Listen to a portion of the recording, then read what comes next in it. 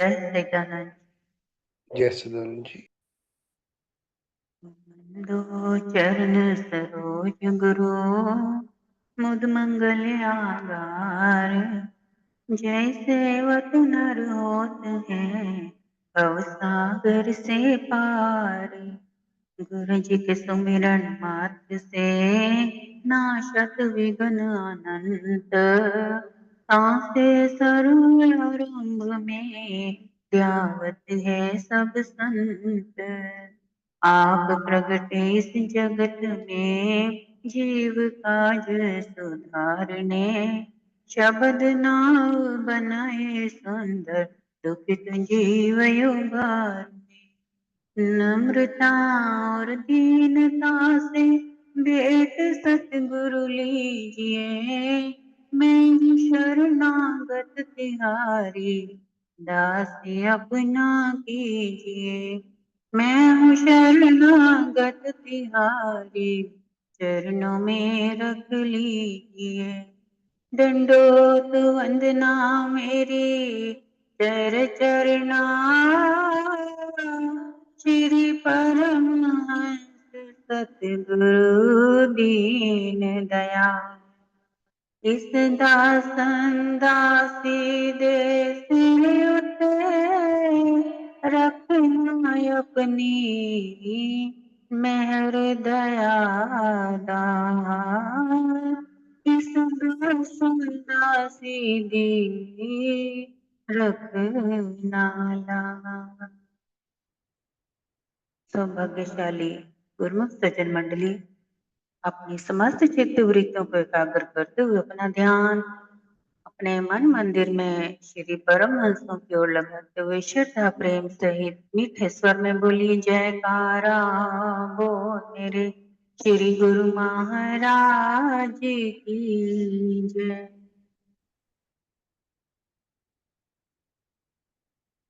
करम गुरुमुख हो, हमारा ये जो जीवन है ये इस जीवन में अगर तीन ही गुण हमारे जीवन में हम धारण कर लें एक साथ, तब ये जीवन सर्वोत्तम जीवन है। और हमारे जीवन के जो तीन गुण हैं वो क्या है? कर्म योगी, ज्ञान योगी और भक्ति योगी। यानी कि ये जो तीन गुण हैं, अगर इन तीनों में से हमारे में गुण आ जाएं, तब जाकर के हम सर्वश्रेष्ठ योगी बन सकते हैं, यानी कि परमात्मा को हासिल कर सकते हैं और ये जीवन अपना पूर्ण हो सकता है। अब कर्म योगी, ज्ञान योगी, भक्ति योगी, ये तीनों में बहुत अंतर भी है। अब तीनों में बहुत बड़ा अंतर है, वो क्या कि ये देखना है कि इन तीनों में से सबसे ज्यादा कौन सा योगी सर्वोत्तम है। कर्म योगी जो है वो तो परमात्मा को अपने पास देखता है। जो जीव अपने कर्मों पे विश्वास रख करके कर्म कमाता है, वो परमात्मा को अपने पास देखता है। और जो ज्ञान योगी है वो जो ज्ञान इकट्ठा कर लेता है वो परमात्मा को अपने भीतर पाता है, वो अपने भीतर देखता है। और फिर आता है भक्ति योगी। जो भक्ति योगी में भक्ति में कमाई करके आगे बढ़ता है, उसे हर जगह पर परमात्मा ही दिखता है। लेकिन ये तीनों गुण जो हैं तीन प्रकार के योगियों में से सर्वश्रेष्ठ कौन है, ये मालूम होना बहुत जरूरी है गुरु को। ये हर व्यक्ति की अपनी अपनी दृष्टि पर निर्भर करता है कि इनमें से सर्वोत्तम गुण कौन सा है और कौन सा गुण धारण होना चाहिए। तीन गुण जैसे एक बार की बात है, इसका उदाहरण देकर ही समझ में आता है, ऐसे किसी को नहीं आ सकेगा, क्योंकि ये बहुत गहराई की बात है और इस गहराई में बहुत बड़ा गहरा राज है, जो आपके जीवन में अगर आपने सुन लिया, ये समझ लिया, तो ये आपका जीवन बदल सकता है।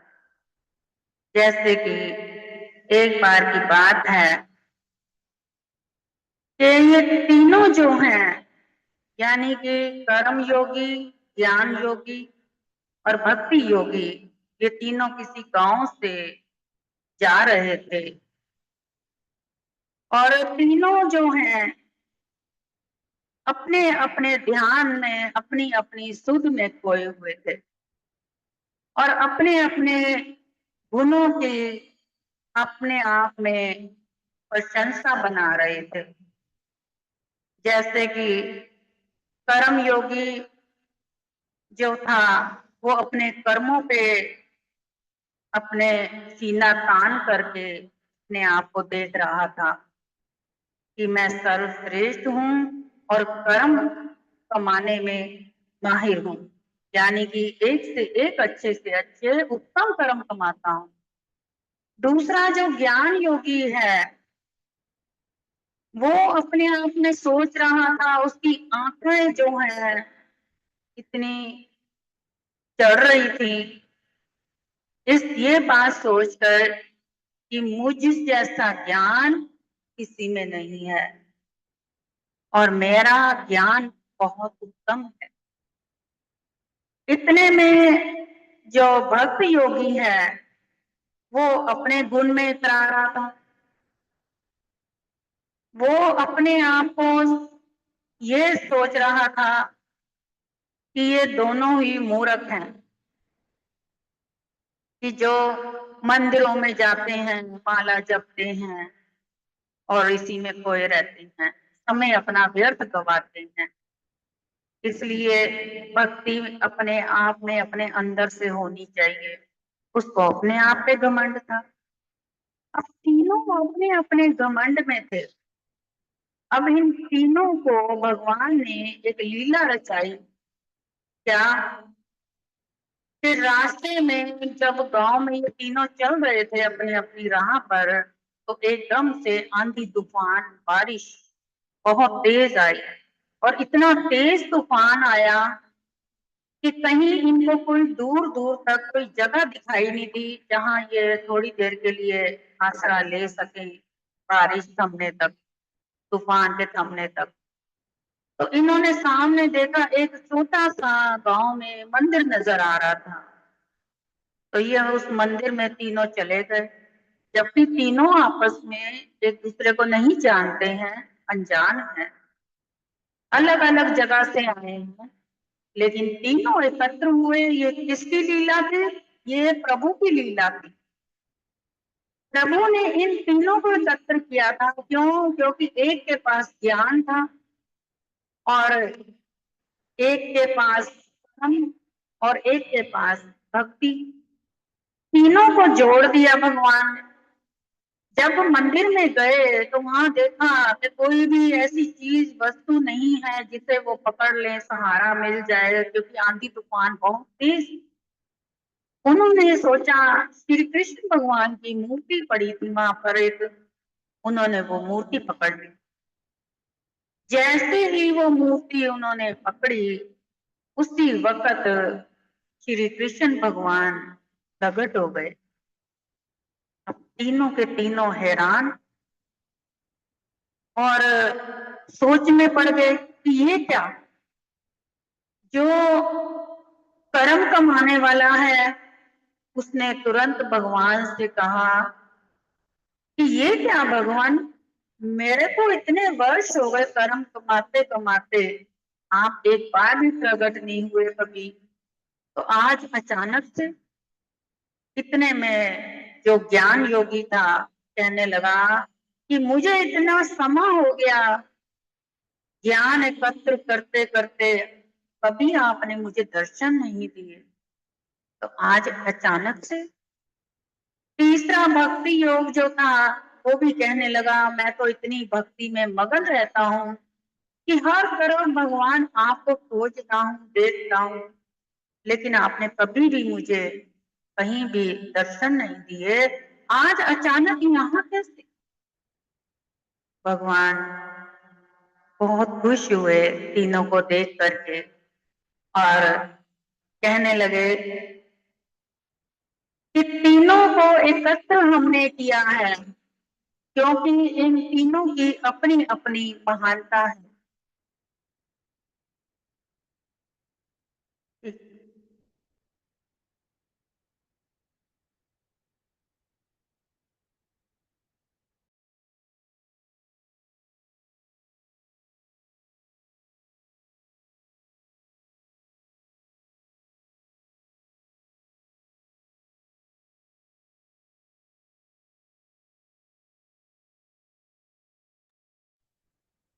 आपकी आवाज नहीं आ रही है जी।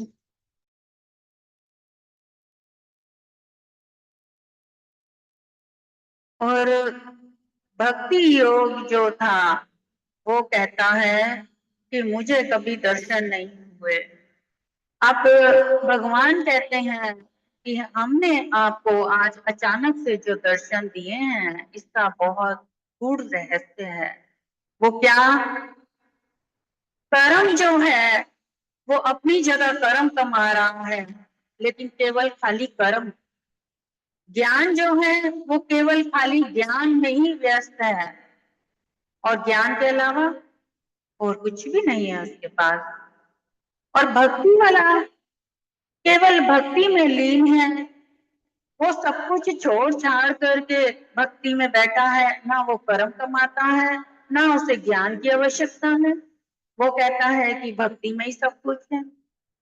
अब इन तीनों को अगर जोड़ेंगे तब जा करके इनका कोई उद्धार होगा और इसी से जीवन का लक्ष्य पूरा होगा।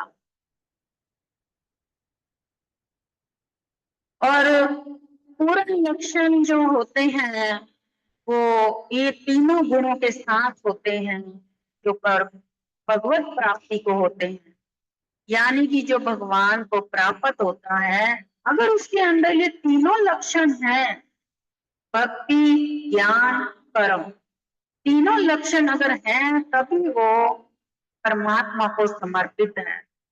अब कर्म जो है कैसे है कि कर्म जो कर रहा है वो अपने कर्म करते हुए परमात्मा को समर्पित करता रहे, और जो ज्ञान वाला है वो ज्ञान देते वक्त प्रभु का नाम का ज्ञान, यानी कि हर ज्ञान में प्रभु की महिमा हो, उसी का वर्णन हो कि प्रभु का ज्ञान है ना कि उसका अपना ज्ञान है।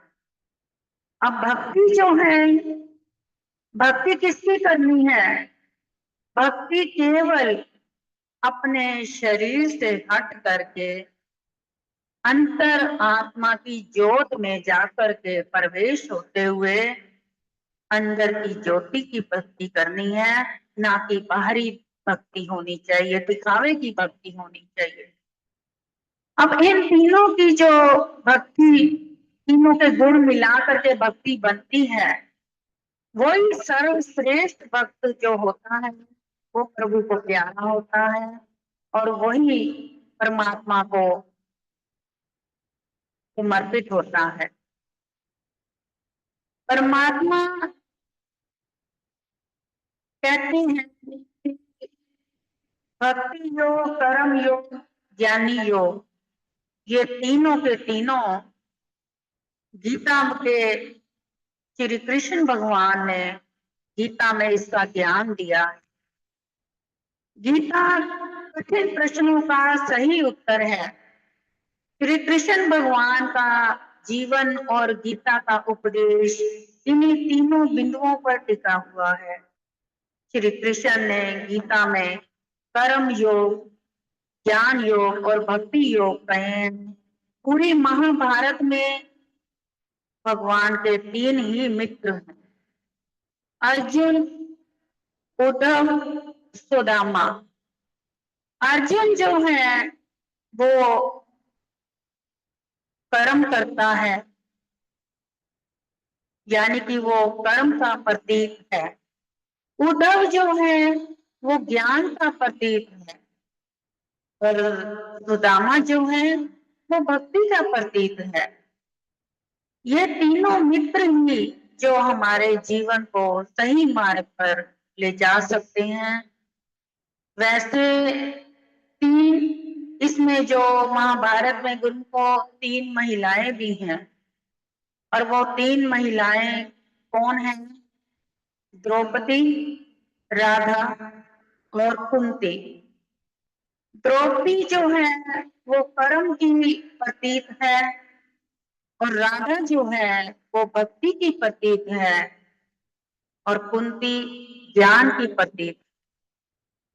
श्री कृष्ण भगवान का संपूर्ण जीवन जो है, गीता का सार तत्व इन तीनों योगों, यानी कि तीनों योगियों से बना है। तीनों योग, तीनों योगी इसी में टिका हुआ है। जब युद्ध के उपरांत उस समय एक तरफ सेना खड़ी थी, और अपने परिजनों को देख करके अर्जुन बहुत दुखी हुए थे, तो कहने लगे कि भगवान, ये मैं युद्ध नहीं लड़ सकता, इसलिए इस युद्ध को यहीं रोक दिया जाए। क्यों? क्योंकि इसमें मेरे अपने सारे अपने सगे संबंधी हैं। मैं किन किन को मारूंगा, ये मुझसे नहीं हो पाएगा। तो कृष्ण भगवान ने क्या कहा कि अर्जुन, तू केवल कर्म कर रहा है, ये तो पहले से ही मर चुके हैं, ये कोई जीवित नहीं है। तू तो केवल कर्म कमा रहा है, और तूने कर्म करना है, और कर्म जो करेगा वो मेरे को समर्पित होगा। तो इसलिए तू इस बात से मत चिंतित हो। तो यानी कि अर्जुन को प्रभु ने दिलासा बनाया, तब युद्ध रोकने की बजाय युद्ध को आगे चलाया और अर्जुन को प्रेरित करा। उनके कहने का भाव ये है कि ये जो हमारा जीवन है, जिसके अंदर ये तीन गुण हैं, वो प्रभु को समर्पित होता है जब, तो वो मुक्ति पा लेता है। अब सोचने वाले सोचते हैं कि केवल एक सिर्फ गुण आ गया तो उसी में ही हमारा जीवन सार्थक हो गया। ये नहीं, गुरुमुखों क्या है कि एक गुण में हमारे अंदर एक कमी को दूर तो कर दिया, बाकी की जो कई कमियां हैं वो तीनों गुण मिलकर के पूरी करते हैं, हमें जन्म मरण के चक्कर से छुटकारा दिलाते हैं और परमात्मा से मिलाते हैं।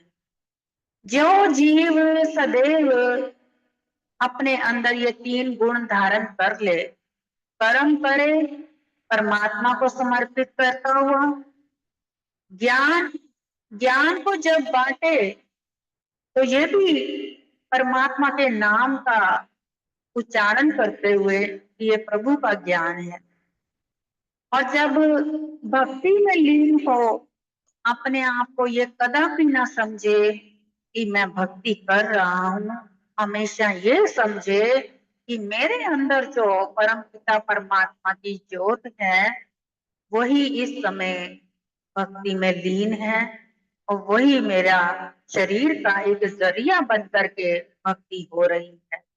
तो ये भक्ति प्रभु की है, तो भक्ति प्रभु को समर्पण। इस प्रकार से तीनों गुण प्रभु को समर्पण करते हुए जो जीव अपने जीवन को व्यतीत करता है उसका जीवन संपूर्ण कहलाता है। ये गीता का ज्ञान है गुरुमुखो, ये श्री कृष्ण भगवान का ज्ञान।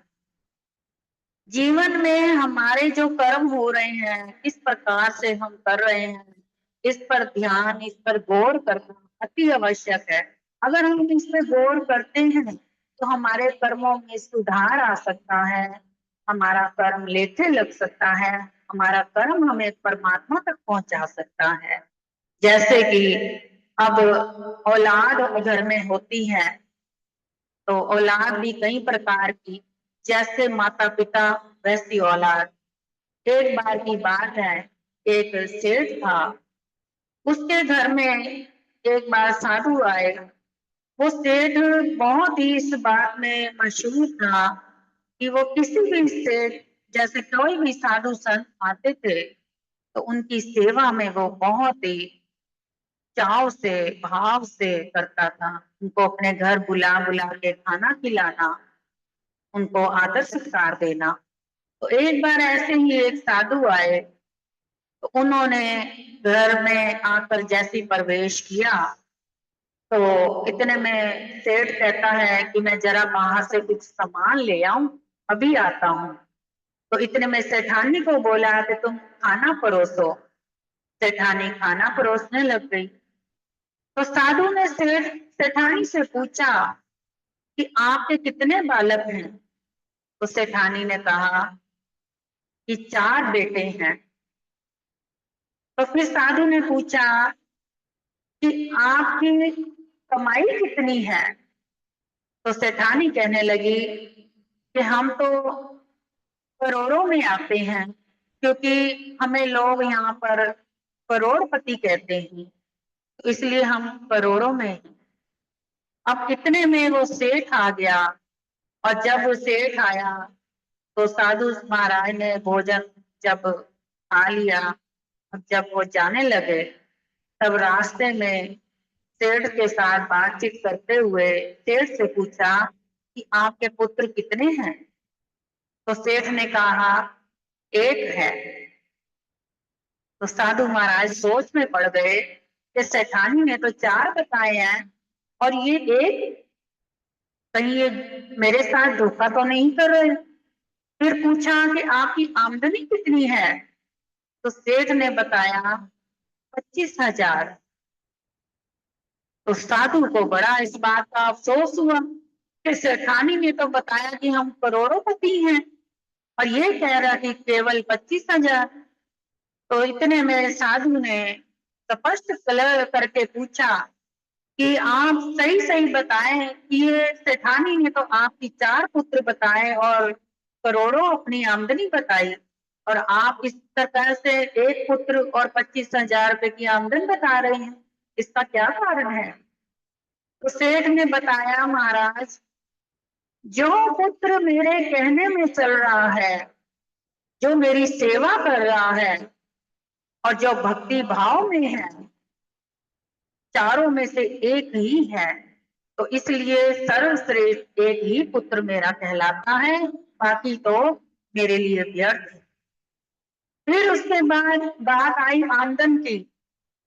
तो 25,000 आमदन का मतलब ये है कि मैं 25,000 रुपए प्रभु के नाम निकालता हूँ और प्रभु के नाम दान पुण्य करता हूँ, तो वही मेरी आमदनी है। बाकी की जो आमदनी है वो तो व्यर्थ है। तो इसी प्रकार गुरु को हम संसार में जब रह रहे हैं, कुछ भी कर रहे हैं, अगर उसमें हिस्सा परमात्मा के नाम का जोड़ते जाए, कर्म कांड में जोड़ते जाए, ज्ञान में, भक्ति में, घर संसार में, तो हमारे सारे कर्म प्रभु के लेखे लगते हैं और इसी से हमारा उद्धार होगा। और यही हमारा जीवन का असल लक्ष्य है कि प्रभु को तभी हम प्राप्त होंगे, तभी हमारे जीवन पूर्ण होगा। महापुरुषों के वचन है, गुरु को समय हो गया है। बोल जयकारा, बोल मेरे श्री गुरु महाराज की।